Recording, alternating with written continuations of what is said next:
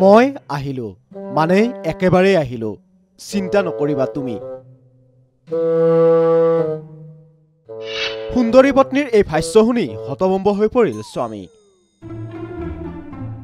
ৰাজ্যত পুনৰ বোৱাৰী নিৰুদ্দেশৰ ঘটনা পৰকীয়া প্ৰেমৰ বাবে পলাই গ'ল সুন্দৰী পত্নী ৰাজ্যত যেন ক্ৰমান্বয়ে বৃদ্ধি পাইছে বোৱাৰী নিৰুদ্দেশৰ ঘটনা এইবাৰ বকৰ ময়ৰাচৰা গাঁৱৰ এটি সন্তানৰ মাতৃ হ'ল নিৰুদ্দেশ নৃত্যশিল্পী হিচাপে পৰিচিত আছিল বোৱাৰী শ্ৰদ্ধাঞ্জলি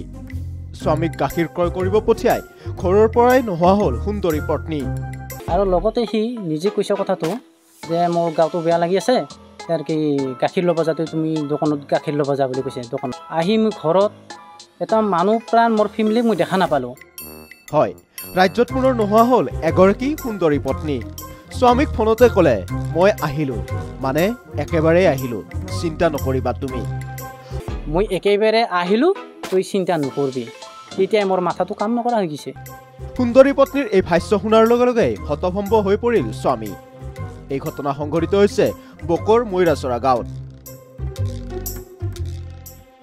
ইফালে স্বামী নথকাৰ সুযোগ গ্ৰহণ কৰি গোপনে ফোনত কথা পাতে পৰকীয়া প্ৰেমিকৰ সৈতে এতিয়া সুন্দৰী পত্নী শ্ৰদ্ধাঞ্জলিক বিচাৰি হাহাকাৰ কৰিছে স্বামী পবিত্ৰই শুনক তেওঁৰ মুখেৰে তেখেতে কি কয় কালি যোৱা মোটামুটি 4টামান বজাত মোৰ ফেমিলি ঘৰৰ পৰা নোহোৱা হৈছে আৰু লগতে সি নিজে কৈছে কথাটো যে মোৰ গাটো বেয়া লাগি আছে তাৰ কি গাখীৰ ল'ব যাতে তুমি দোকানত গাখীৰ ল'ব যা বুলি কৈছে দোকান আহি মই ঘৰত এটা মানুহ প্ৰাণ মোৰ ফেমিলিক মই দেখা নাপালোঁ এটা আমাৰ সৰু মোবাইল আছিল সৰু মোবাইলটোত তাৰমানে মই 5-6 মাহমান মই ৰিচাৰ্জ কৰা নাছিলোঁ সৰু মোবাইলটোত সি চুৰাং কৰি কিবা মই নহ'লে ৰিচাৰ্জ কৰি লৈ মোবাইলটোত সি মই ঘৰখনত যদি মই আবেলি বাহিৰত ওলাই যাওঁ নহবা আগবেলা মই যদি ক'ৰবাত ওলাই যাওঁ এই সৰু মোবাইলটোতে সি ফোন কৰে সি